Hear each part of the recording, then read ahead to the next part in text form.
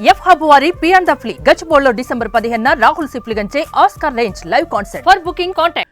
దేశంలో high speed రైళ్లను నడపాలని ఊబిళ్ళూరుతున్న నరేంద్ర మోడీ సర్కారు హైపర్ లూప్ను కూడా అమలు చేయాలనేటువంటి ప్రణాళికలను సిద్ధం చేసింది. దీనికి సంబంధించి దేశంలోనే టెస్ట్ ట్రైన్ రన్నింగ్ కోసం హైపర్ లూప్ని డెవలప్ చేసింది. ఈ అంశాన్ని కేంద్ర రైల్వే శాఖ మంత్రి అశ్విని వైష్ణవ్ షేర్ చేసుకున్నారు, ట్వీట్ చేశారు. దీనికి సంబంధించినటువంటి సారాంశం ఏంటి, ఏ విధంగా ఉండబోతోంది ఒకసారి మనం చూసేటువంటి ప్రయత్నం చేద్దాం. ఇది ఆయన చేసినటువంటి ట్వీట్ సారాంశం. Bharat first hyper loop test track 410 మీటర్ల పొడవైనటువంటి టెస్ట్ ట్రాక్ని నిర్మించారు. దానికి సంబంధించిన వీడియోని కూడా అశ్విని వైష్ణవ్ షేర్ చేశారు.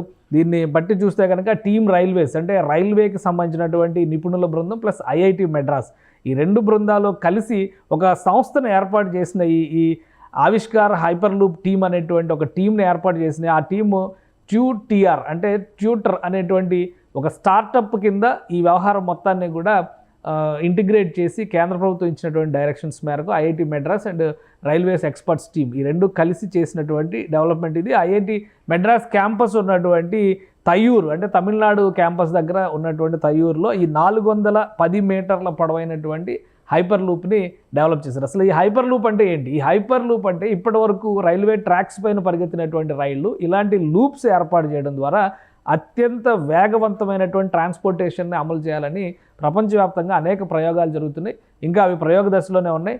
ఆ ప్రయోగాల్లో భారత్ కూడా పాలు పంచుకోవాలని నిర్ణయించుకుంది. ఆ క్రమంలోనే ఈ హైపర్ లూప్ కనుక సక్సెస్ అయితే గంటకి 1200 కిలోమీటర్ల వేగంతో ప్రయాణం చేసేటువంటి అవకాశం ఉంటుంది. అంటే విమానాల కంటే వేగంగా నేలపైనే ప్రయాణం చేసేటువంటి వెసులుబాటు ఈ కొత్త టెక్నాలజీ ద్వారా వస్తుందని చెప్పని అందరూ ఆశిస్తున్నారు.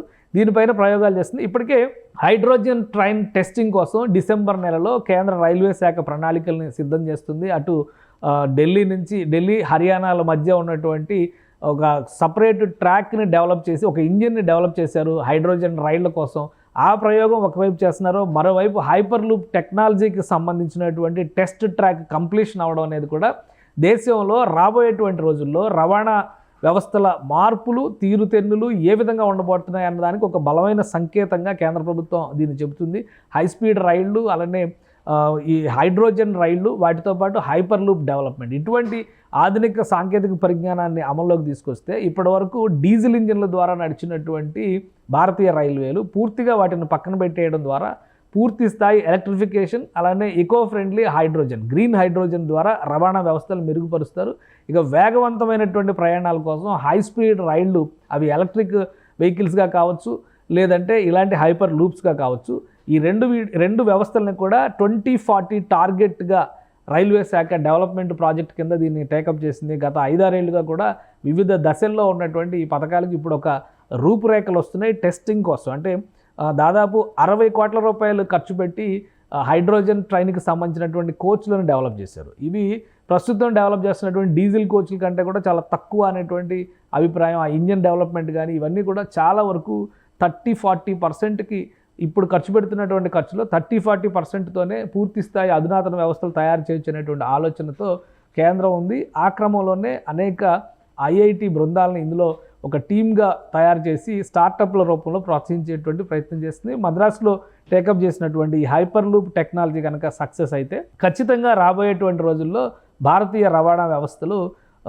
ఒక విధంగా అధునాతనమైనటువంటి రూపు సంతరించుకుంటే అలానే అభివృద్ధి చెందినటువంటి దేశాలు టాప్ నేషన్స్గా చెప్తున్నటువంటి వరల్డ్ ఎకానమీలో నెంబర్ 1 నెంబర్ 2గా చెప్తున్నటువంటి దేశాలతో పోటీ పడే స్థాయికి భారతదేశంలో రవాణా రాకపోకలు పూర్తి స్థాయిలో విప్లవాత్మక దశలోకి మారేటువంటి అవకాశాలు చాలా స్పష్టంగా ఉన్నాయని కేంద్ర ప్రభుత్వం నమ్ముతోంది. సుమన్ టీవీలో మీ పర్సనల్ అండ్ బిజినెస్ ప్రమోషన్స్ కోసం కింది నెంబర్కి కాంటాక్ట్ చేయండి.